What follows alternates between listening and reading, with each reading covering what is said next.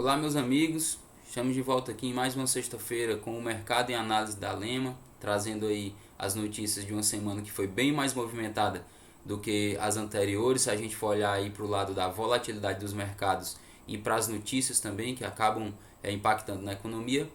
Falando do mercado internacional, né, a gente viu o crescente número de contaminações aí numa segunda onda de contaminações da Covid, principalmente na Europa e nos Estados Unidos, que é onde estão aí algumas das principais economias do mundo. Isso afeta também a nós que somos aqui do mundo de economias emergentes, né? Mas de uma forma geral impactou em todos os cenários. A gente viu aí principalmente as bolsas europeias, né? As principais fechando com resultados negativos, também atrelado a outros motivos aí, como por exemplo nos Estados Unidos a divulgação do resultado das empresas de tecnologia, né? O resultado algumas até acima do que se estava esperando, mas ainda um resultado tímido e o mercado avalia que talvez essas ações possam estar supervalorizadas para o cenário atual da economia mundial.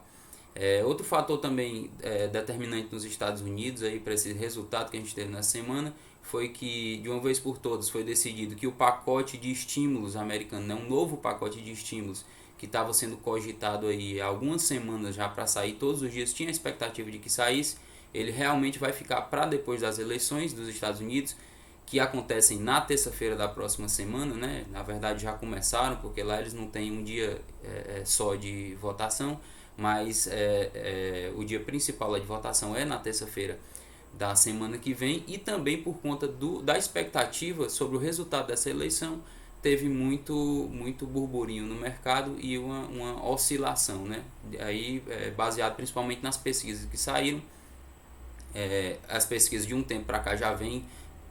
apontando aí o Joe Biden como vencedor nessa eleição sobre o Trump, mas também o mercado e alguns agentes e analistas ficam um pouco aí, mais ressabiados, porque a gente viu em 2016 que também a Hillary Clinton, né, que era a opositora do Trump na ocasião, estava bem à frente nas pesquisas. No entanto, ela no resultado das eleições perdeu as eleições, e aí dependendo de quem ganhe, né, o comportamento, né, em relação às expectativas do mercado para a economia americana são diferentes, né? Eles têm propostas em algumas áreas bem antagônicas, assim. Isso aí deve impactar também o resultado da eleição. A expectativa pelo resultado e posteriormente o resultado deve impactar, principalmente porque a expectativa maior é que esse resultado seja quem o vencedor saia por uma margem pequena, né, de votos, e a tendência é que ambos os lados, se perderem por uma margem pequena, vão tentar judicializar aí o processo de eleição lá nos Estados Unidos, certo? Então, fora essa questão do resultado das techs e a eleição americana, né, em que o pacote que estava sendo esperado também vai ficar para depois das eleições, a gente teve essa alta de contaminação na Europa que vem mexendo bastante com os mercados e com as bolsas. Aqui no Brasil a gente dá destaque aí nessa semana para a reunião do Copom, que manteve a Selic, né, manteve em 2%, como a gente já estava esperando, na verdade, e manteve inclusive o viés, né, da política econômica, inclusive com forward guidance também do outro relatório da reunião passada, em que contrariou aí um pouco aí a expectativa do mercado em relação a isso. Não em relação à Selic, porque todo mundo já estava esperando que a Selic ficasse realmente nesses 2%, permanecesse, mas a inflação de curto prazo, né, vem subindo, né, a tendência era que alguns acreditavam que o Copom pudesse sinalizar essa alta de juros para um futuro próximo, certo? Além dessa instabilidade, né, que a gente tem aí em relação à expectativa do resultado fiscal do Brasil, né, se a gente vai cumprir o teto ou não, também tem todas essas questões aí de inflação. O que acontece é que o Copom manteve a taxa de juros aí, mesmo com essa inflação subindo, né? E a justificativa que se pode ter é que a inflação projetada para os próximos anos, né, aí para 2021, 22 e 23, ela ainda está abaixo da meta de inflação projetada também. Então essa inflação de curto prazo, ela realmente oscila mais, né? A gente teve aí outros dados também, por exemplo, que foram bem distantes do IPCA, né, que é o índice oficial que mede a inflação, que, por exemplo, a gente teve aí o IGPM, também bem distoante aí, rodando quase na casa aí dos 20% de apreciação durante esse período, porém, mesmo com isso tudo, o Copom manteve ali acalmou os ânimos e manteve ali um relatório mais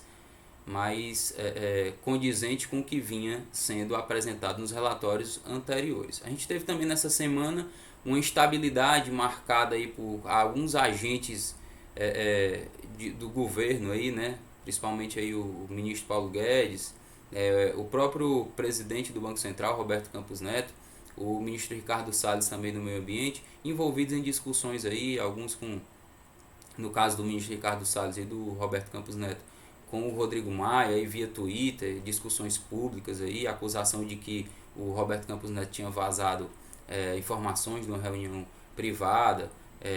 alguma agressão ali, uma chacota, possivelmente um assessor do Ricardo Salles fez com o Rodrigo Maia depois que ele tweetou criticando o ministro do Meio Ambiente, enfim, algumas situações aí que causaram uma instabilidade, e junto com essa instabilidade também a gente teve uma máxima do dólar aí cortejando ali os R$ 5,80 durante a semana. Depois essa situação se acalmou mais, talvez o mercado já acostumado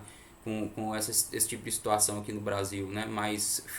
recentemente acontecendo de vez em quando, e acontece que isso aí acalmou, mas mesmo assim ainda é uma semana bem instável nesse aspecto, né. Outra questão importante também foi que a gente teve aí um pronunciamento do Paulo Guedes numa sessão no Congresso, em que ele deixou bem claro que o imposto, né, que estava se esperando aí que fosse voltar à discussão em uma volta da discussão da reforma tributária, né, voltar a discutir um imposto que seria a nova CPMF, né, que é aquele imposto sobre transações digitais, enfim. Ele disse que isso não tem possibilidade, esse imposto morreu, o mercado inclusive gostou desse aceno, né, dele. E outra coisa que ele disse também foi que para cumprir o teto dos gastos, né, que hoje é a maior preocupação que a gente tem aí, essa questão da segurança fiscal do Brasil, né, do cumprimento das metas fiscais, ele disse também que o Renda Brasil, que é um programa que está sendo muito esperado, que seria aí uma repaginação do Bolsa Família e de alguns outros programas de assistência social, ele disse que o programa Renda Brasil só vai sair se for respeitando o teto dos gastos, ou seja, ninguém vai sacrificar o teto dos gastos, né, o cumprimento da política fiscal por causa desse programa, né. Então talvez futuramente volte a ser discutido aí, foi o que a gente conseguiu perceber do pronunciamento dele. Teve uma boa notícia também nessa semana, que foi o saldo de empregos aí pelo CAGED divulgado de setembro, foi melhor do que o esperado, né? Aí cerca de 313 mil empregos a mais aí gerados no mês de setembro. E falando do resultado dos mercados, a gente teve aí esse dólar oscilando, né? Que no mês ele já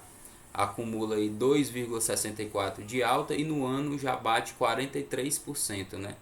E hoje ele está aí cotado na casa dos 5,75, né? Isso aí a gente viu que o real, apesar de ser uma moeda que alguns relatórios até de algumas casas aí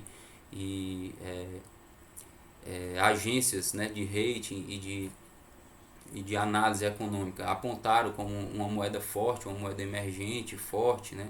e confiável, né, a gente vê aí que o real é a moeda, inclusive, que mais se desvalorizou esse ano, a gente chegando aí na casa em relação ao dólar de 43% de desvalorização agora em 2020, acumulado até agora.